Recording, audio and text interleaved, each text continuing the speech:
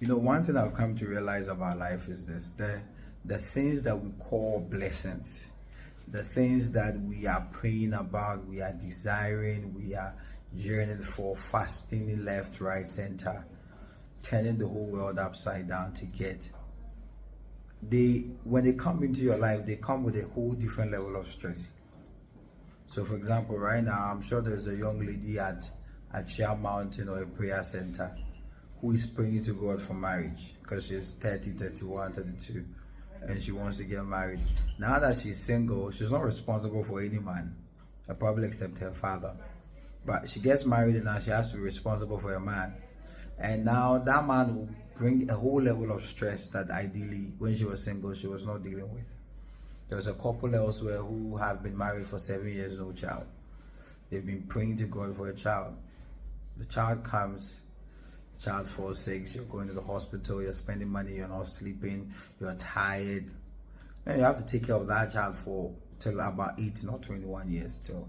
The level of stress that is involved in raising a child is no joke. There's somebody elsewhere who's been praying to God to get employed.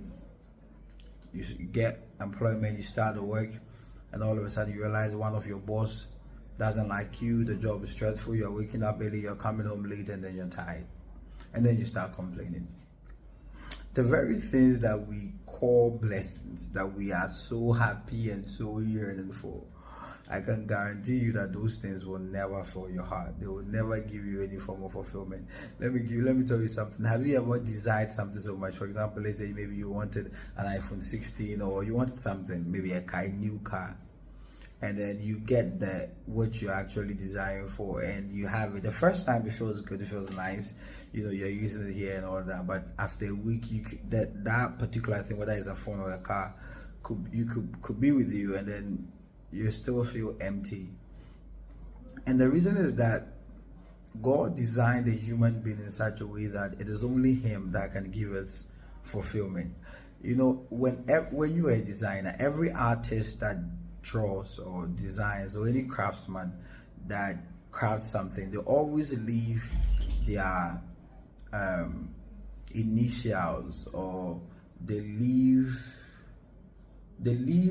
a mark on what they've created, a mark so indelible that whoever sees that art or that craft will know that, it belongs to this person. And when God created man, He left a mark, and that mark is a space within the soul of man. And He left that vacuum in our heart just to remind us that there is nothing within this earth that can fill it.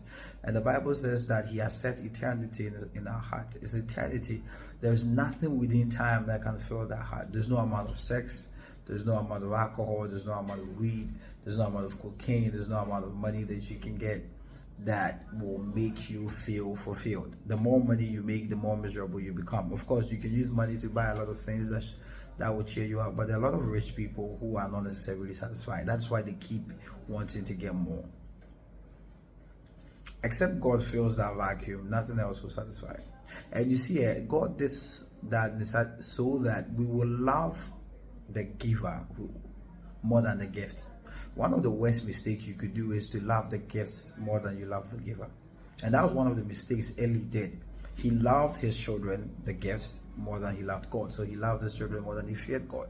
And he paid consequences for that. God destroyed him and his family and his lineage until the destruction of the last seed that came from him, Abiathar, when Solomon became king in his father's stead. One of the worst things you could do is to place the blessing above God, because the blessing by itself can disappear, they can dissipate, they can be destroyed.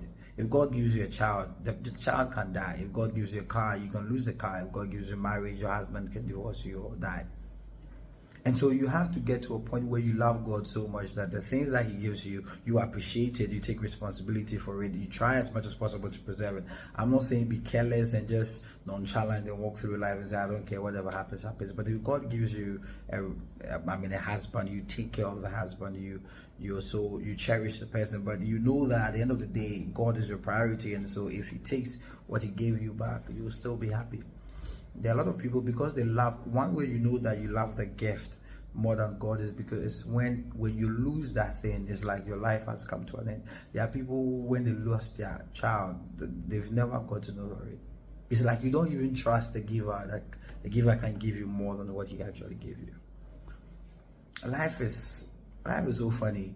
We stress ourselves trying to amass wealth, trying to get things, and when we lose them, we can't help ourselves but cry. But when these things are there, they by themselves don't fulfill it. That's why the Bible says that a man's value is not really in the things that he owns, but a man's value is how rich he is towards God. I think we need to invest more time in our relationship with God. As much as we are pursuing these things, this wonderful, these new cars, new phones, new houses, new jobs, marriages, those things are wonderful. But you see, you have to invest in your relationship with God and spend so much time with God that He is your priority.